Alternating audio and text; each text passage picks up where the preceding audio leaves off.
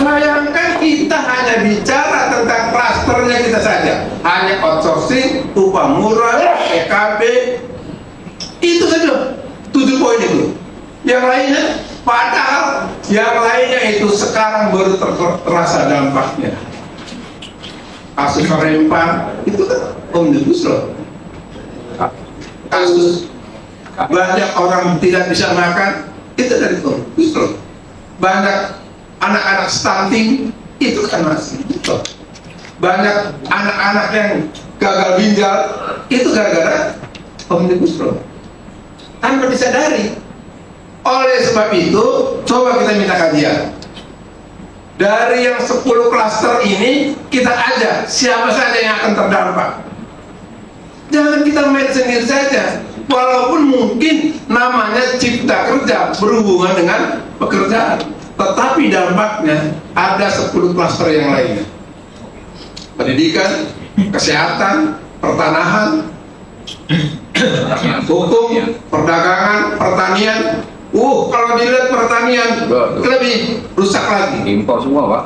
Nah itu.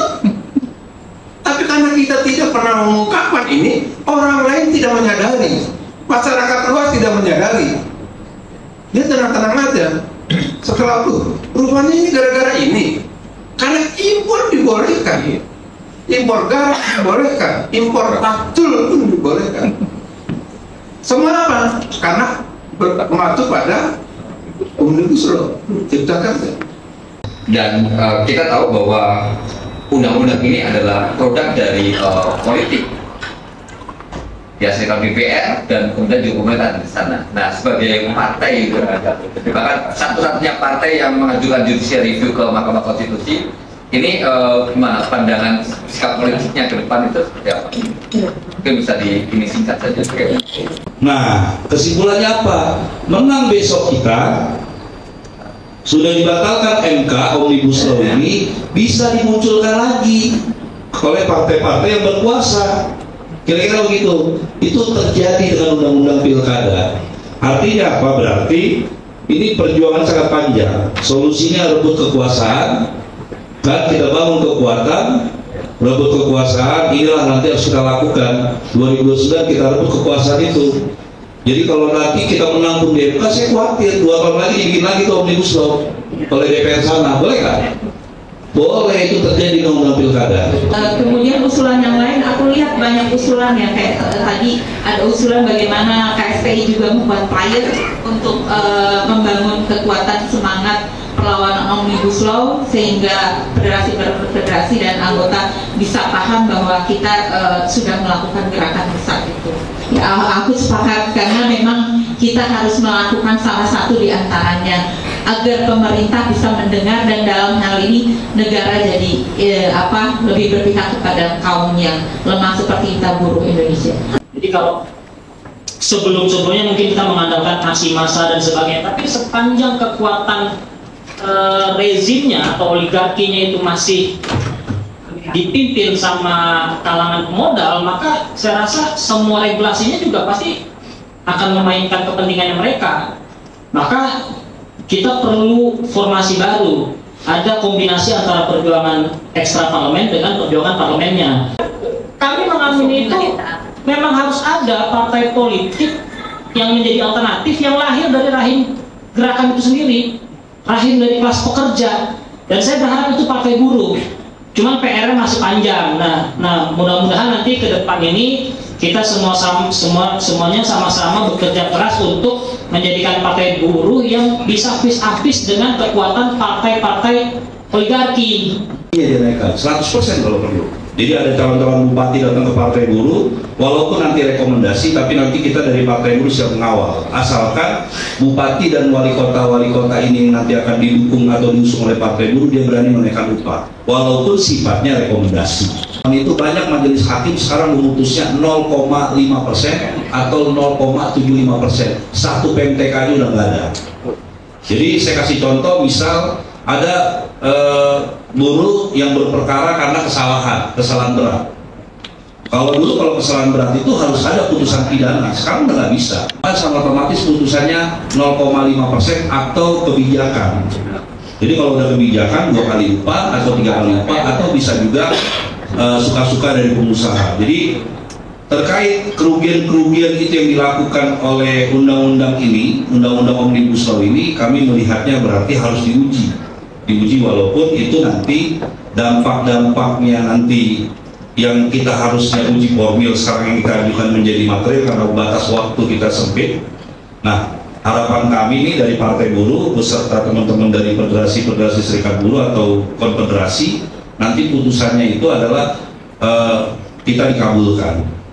Jadi harapan kita nanti dari Partai Buruh itu 2029 kita masuk parlemen, dan apa yang keinginan dari kaum buruh bisa kita lakukan. Jadi hari ini kita hanya bisa melawan secara hukum atau aksi-aksi, tapi perjuangan di parlemen ini yang belum bisa kita lakukan. Jadi untuk ke depan persiapan 2029 memang harus ada konsolidasi internal, baik di internal Partai Buruhnya, baik di internal di teman-teman serikat buruh, serikat pekerja yang nanti akan ikut serta untuk memenangkan Partai Buruh. Itu semakin diberikan oleh pemerintah kita. Kepastian hukum yang saya maksud adalah kepastian hukum ketika korporat-korporat besar ingin merampas tanah untuk kepentingan bisnisnya. Itu disediakan oleh Omnibus Law. Terus kemudian misalkan merusak lingkungan, itu diberikan oleh Omnibus Law. Terus mempermudah proses eksploitasi terhadap sumber daya alam kita dan termasuk sumber daya manusianya, tenaga buruh semakin diperas dan kesejahteraan semakin menurun, itu semakin jelas kepastian hukumnya, nggak berpihak sama kita sebagai buruh. Jadi kami menyimpulkan kenapa kemudian kami harus berjuang juga melalui konstitusi maupun masih di jalanan, ya karena saya rasa pemerintah kita hari ini, baik pemerintahnya maupun DPR-nya, itu secara sadar kawan-kawan, secara sadar dia membuat regulasi yang kemudian menabrak aspek-aspek keadilan, menabrak aspek demokrasi. Udah nggak ada lagi transparansi, udah nggak ada lagi partisipasi untuk membuat satu naskah akademik dalam membuat undang-undang, itu udah ditabrak semua sama mereka. Udah nggak ada lagi aspek kesetaraan, udah nggak ada lagi aspek perlindungan terhadap kesejahteraan rakyat Indonesia. Nah, sehingga saya rasa kita nggak boleh berhenti hanya dalam konteks gugatan uji material, karena menurut saya yang kemarin aja uji material itu nggak ada uji formilnya ya, meskipun majelis hakim sudah memutuskan inkonstitusional bersyarat. Inkonstitusional artinya kan bertentangan dengan undang-undang dasar kita. Pekerja perempuan diberikan potongan upahnya katanya di bawah upah minimum karena dianggap dia bukan pencari nafkah utama dan dia harus menerima. Ini berlaku pada saat ada Permen 5 ya tentang pengaturan upah dan waktu kerja, yang kemudian akhirnya salah satu pabrik memberikan membuat kebijakan seperti itu, bahwa perempuan dia harus bersedia, pekerja perempuan harus bersedia dikurangi upahnya di bawah upah minimum karena dianggap dia bukan pencari nafkah utama, dan itu menjadi bagian dari upah. Nah, ini dampak buruk yang kemudian menjadi salah satu contoh bahwa ini dampak buruk Omnibus Law gitu. Belum lagi ketika PHK terjadi, karena mayoritas pekerja perempuan dianggap tidak bisa melawan, dia terima begitu aja. Pesangonnya belum dikasih, kemudian juga kalau dikasih dicicil gitu ya. Ada beberapa temuan itu. Belum lagi terkait hasil riset kita yang menyatakan bahwa tentang kekerasan dan pelecehan.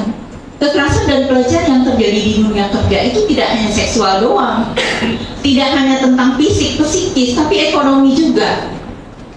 Kehilangan hak atas finansialnya, kehilangan akses untuk mengendalikan pendapatan dalam masalah keuangan finansial seperti upah, lembur, sangon gitu, THR gitu. Itu seperti itu. Belum lagi sistem kerja yang alih daya ini menempatkan perempuan semakin rentan karena dia jadi prioritas utama menjadi pekerja alih daya yang kemudian dia nggak punya kepastian, bahkan tidak hanya kepastian terhadap upah minimum, terhadap jaminan sosialnya juga. Merasakan itu, sudah mengadvokasi. Justru dalam konsolidasi seminar hari ini saya ingin mengajak kepada kita, karena kita muncul pimpinan semua, bagaimana untuk memastikan itu, memastikan melakukan perlawanan. Karena saya berpendapat, ya, Pak Wapres, Bung Oncom dan kawan-kawan, ketika besok MK memutuskan gugatan material kita selesai, artinya apapun hasilnya, saya mengatakan secara perjuangan nasional kita udah nggak ada medianya lagi, nggak ada sarananya lagi. Saya berpendapat itu. Karena formil sudah, material sudah, ya sudah, apalagi mau kita gugat. Kalau nanti pembentukan pasal yang lain misalkan, itu sudah tidak lagi substantif. Karena pasal yang kita gugat hari ini adalah pasal-pasal yang memang krusial semua buat kita. Nah, jadi media untuk melakukan perlawanan secara nasional terhadap cipta kerja ini, ketika besok MK memutus apapun hasilnya, itu sudah selesai. Oh, ada kita ke DPR RI, ya saya rasa itu sudah semua sama-sama tahu. Apalagi kita udah punya partai buruh sekarang.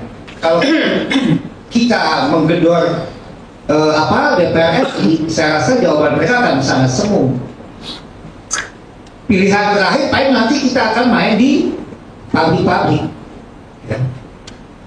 Nah, jadi pandangan saya, ya, bahwa bagaimana kita untuk mengkonsolidasi melakukan perlawanan ini, ya harus frekuensi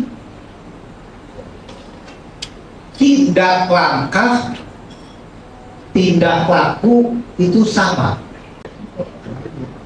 Nah, ini yang menjadi tantangan kita dalam proses. Nah, jadi sekali lagi saya ingin mengatakan bahwa hari ini kita sedang perang ekonomi. Perang ekonomi, maka ya kekuatannya adalah lumpuhkan ekonominya itu. Dan kesimpulannya, Omnibus Law membunuh kita. Omnibus Law ancaman bagi kita. Maka pilihan bagi kita hanya satu, memastikan Omnibus Law ini bisa segera dihapuskan. Kayaknya kita perlu mendengar pandangan dari Pak Sofyan. Ini tim tim perumus dari KSPI ketika menyandingkan antara Undang-Undang Cipta Kerja dan beberapa regulasi yang lain. Ini mungkin kita perlu ada evaluasi gitu ya, dari yang dirumuskan di awal sampai kemudian yang diputuskan itu. Mungkin ada catatan dari Pak Sofyan. Usul saya, apakah KSPI mungkin nanti mulai partai buruh, mungkin kalau partai agak terlalu ekstrim, KSPI dengan seluruh komponennya membuat pernyataan bahwa Presiden melanggar undang-undang sumpah jabatannya. Ini diajukannya ke DPR untuk dilakukan investment. Berani atau tidak itu persoalannya.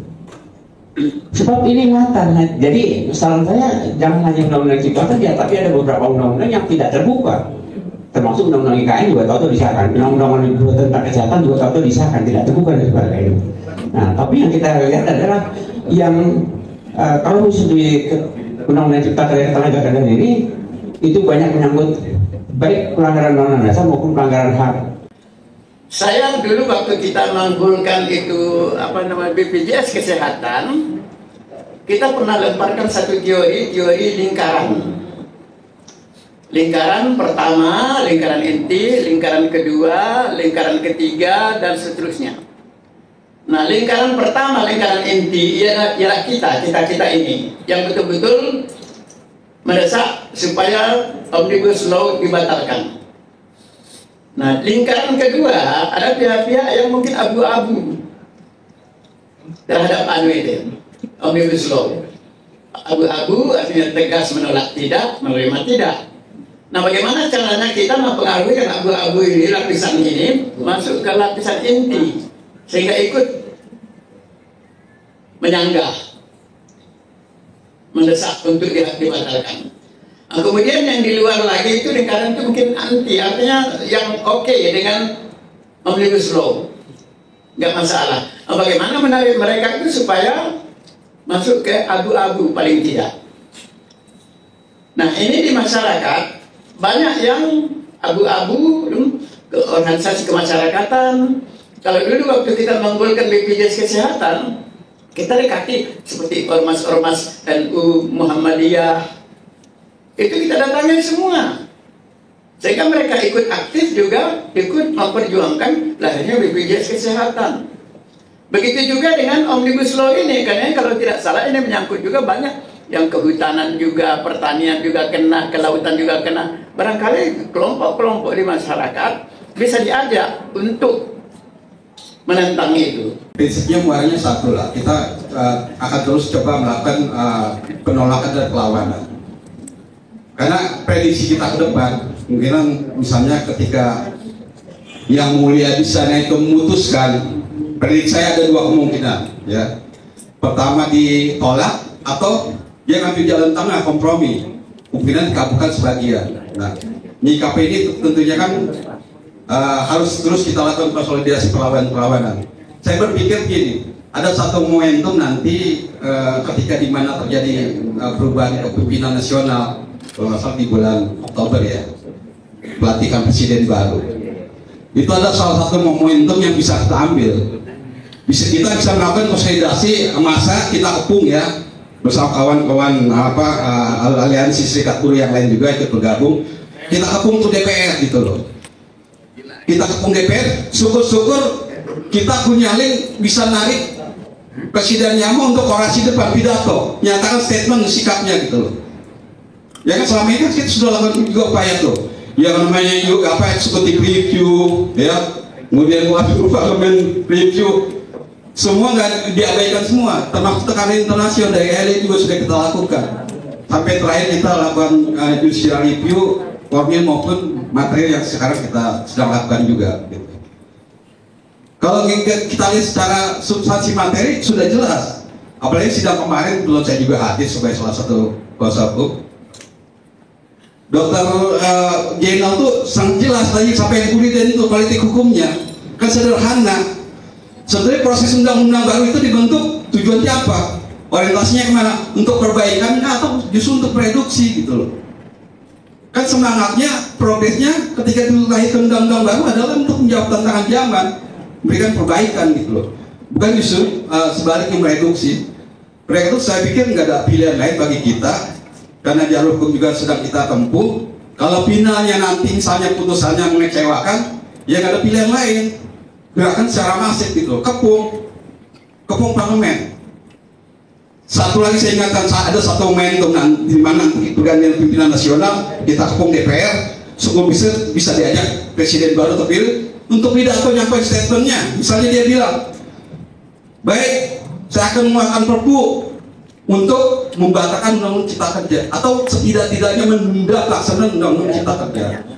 Saya pikir itu sesuatu yang sangat luar biasa, apalagi kalau sampai diliput oleh media nasional dan internasional juga. Sementara itu tanggapan saya. Terima kasih. Ini bukan hanya tentang PHK, Pak. Ini sudah menjurus ke kematian. Mulai dari perceraian, ini kan akibat undang-undang Omnibus Law nih, dampaknya ini loh. Karena upahnya nggak naik, nggak ada lagi sektoral, naik nggak cukup. Akhirnya ada 543 kasus perceraian. 2003. Nggak bener nih kalau perceraian ya. Itu karena apa? Dan yang lebih menyakitkan lagi, saya yakin semua mendengar kok. Akibat dikejar-kejar pinjol, akhirnya gantung diri tuh buruh. Ini disampaikan oleh mereka tidak. Ini yang seharusnya para hakim itu tahu. Ini bukan hanya sekedar PHK, tapi mengakibatkan kematian bagi buruh. Jangan dikira judi online itu karena iseng-iseng, enggak. Dia gambling terhadap hidupnya, gaji kecil nih siapa tahu nih informasi akan menang besar, ternyata malah habis. Karena duitnya habis, pinjam online.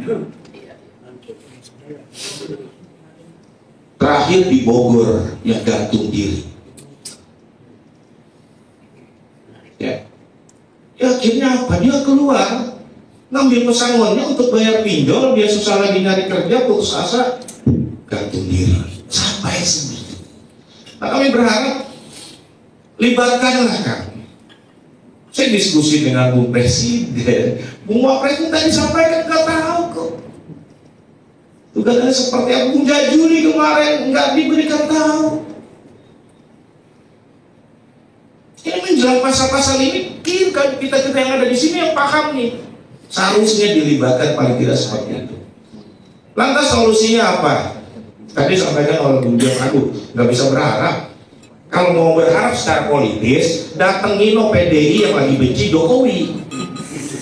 Ini adalah produk Jokowi. Gue udah berani-berani loh. Dibilang Jokowi brengsek lah apalah oleh PDI. Kalau mau, ini politis, ayo. Karena harus ada. Kalau kita hanya nggak didengar, orang dibilang hanya 2 minggu dengan yakin kok akan diputuskan tuh. Nggak ada pikir lama-lama lagi nggak ada kan? Nggak ada. Politisnya nggak ada. Datangi. Apa PKS yang katanya datangi? Ayo. Bikin statement loh. Ini loh, buruh udah pada bunuh diri nih akibat undang-undang Omnibus Law. Jangan cuma hanya PHK. Buruh udah pada cerai tuh. Ya, di PHK bukan hanya PHK, tapi kematian. Ini yang bikin saya yakin ketika ada yang berbicara, dia politisi, saya yakin itu akan menjadi pertimbangan kita. Kalau kita berbicara dampak dan lain sebagainya, saya kira semua sudah dijabarkan, kita tahu bahwa intinya bahwa undang-undang ini adalah undang-undang yang bobrok dan tidak boleh diterapkan, diberlakukan di Indonesia. Saya sih lebih sepakat dengan apa yang disampaikan oleh Bu Ridia tadi, bahwa kuncinya melawan Omnibus Law ini adalah melumpuhkan ekonomi. Nah, jadi bagaimana kita melakukan itu? Mungkin dari sekarang ya kita semua konsolidasi ke wilayahnya masing-masing untuk mempersiapkan gerakan itu. Jadi bukan hanya sekedar orasi saja bahwa kita akan mogok nasional, kita akan lumpuhkan ekonomi. Itu bukan hanya sekedar orasi yang dianggap oleh mereka, itu kan cuma orasi mereka saja, tanpa ada persiapan yang memang akan terjadi dengan namanya mogok nasional atau melumpuhkan ekonomi itu. Jadi menurut saya, bagaimana kita di masing-masing federasi atau masing-masing elemen ini mempersiapkan itu.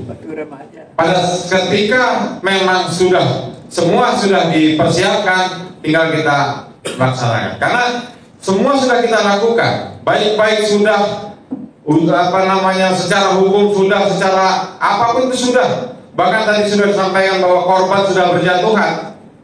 Ya, saya sepakat dengan apa yang katakan Bu Ririn bahwa melawan Omnibus Law lumpuhkan ekonomi. Bahwasanya mungkin harus ada orang yang mau berkonsolidasi untuk melakukan diskusi-diskusi dengan pimpinan konfederasi yang lain untuk mau bersama-sama untuk aksi pada saat nanti akan putusan MK itu akan diputuskan.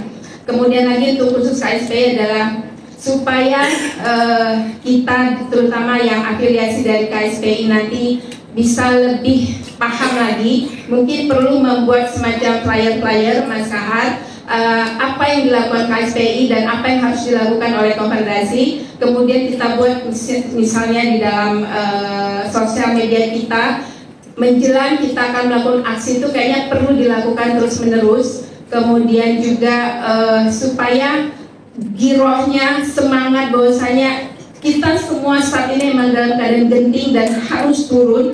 Jadi biar semua anggota-anggota kita itu juga bisa ikut aktif dan bisa merasakan sekarang, kalau tidak sekarang kapan lagi. Saya melihat kita belum mencoba mengajukan gugatan perbuatan melawan hukum terhadap penguasa.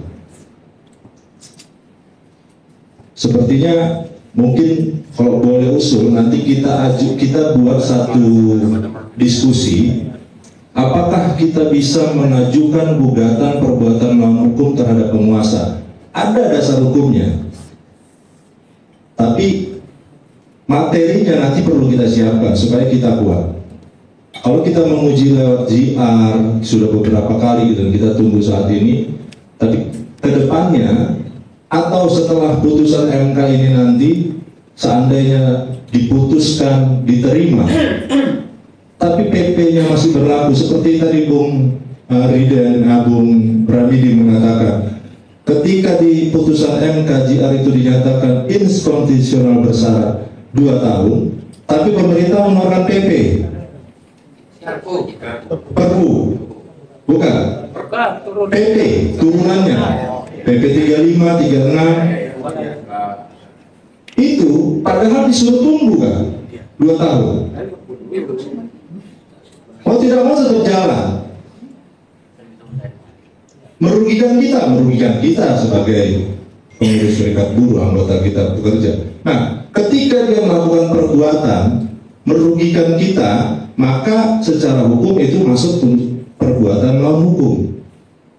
Boleh nggak kita mengajukan gugatan perbuatan melawan hukum terhadap penguasa? Boleh. Tapi harus kita cari dulu nih materi kita, bukti-bukti kita harus kita perkuat. Nah, mungkin itu usul saya ke depannya, kita berpikir untuk mengajukan gugatan perbuatan melawan hukum terhadap penguasa. Bagi kami EPTHSI jelas salah satunya menolak Omnibus Law ini. Sebenarnya Omnibus Law ini berpengaruh juga ke kami. Salah satunya dalam beberapa bulan ini saja ada inisiasi P3K paruh waktu, yaitu yang hanya 2 hari, 3 hari untuk itu. Alhamdulillah juga sih sebenarnya inisiator yang P3K paruh waktu itu kemarin dijemput oleh KPK di Bandung, karena kita ya mungkin ada doa-doa yang terjolimi lah dari honorer itu, akhirnya ditangkap inisiator yang P3K paruh waktu. Jadi prinsipnya kami dari EPTHSI ikut nimbrung dalam perjuangan penolakan Omnibus Law ini. Mungkin masa aksi atau mogok nasional oke, dengan masa yang sama coba sekali-sekali agak jalan dikit bikin istighosa kubro gitu bang, di HI atau di mana gitu, dengan masa 100.000 kan kita kan nggak rusuh bikin istighosa, doa ya terserah aja, mudah-mudahan sih dikabulkan. Terima kasih dari saya itu bang. Pihak-pihak atau serikat yang secara organisasi menginstruksikan untuk mogok, tapi di tingkat PUK cuma sebagian yang mogok atau yang libur saja yang melakukan aksi, itu akan menjadi barometer nantinya kekuatan buruh. Ini langkah kita terakhir kan untuk mengawal Omnibus Law, jadi strateginya nggak bisa yang sekedar cuma sekedar apa ya, nggak matang gitu loh bahasanya. Kita sering banget gitu. Mungkin bisa juga saran-saran yang tadi masukan bisa bergabung dengan elemen-elemen lain, terutama mahasiswa dan juga mungkin sekarang kayak ojol dan yang lain, itu kan juga sebenarnya mereka juga terdampak, hanya saja memang mereka tidak terstruktur sebagai buruh yang terafiliasi atau terdaftar yang jelas gitu loh, seperti itu. Mungkin itu saja dari isi seperti itu. Hanya saya mau aja, kita wajib berusaha semaksimal mungkin. Setelah itu tawakal doa. Mudah-mudahan Allah meridhoi atau menjabahi cita-cita kita.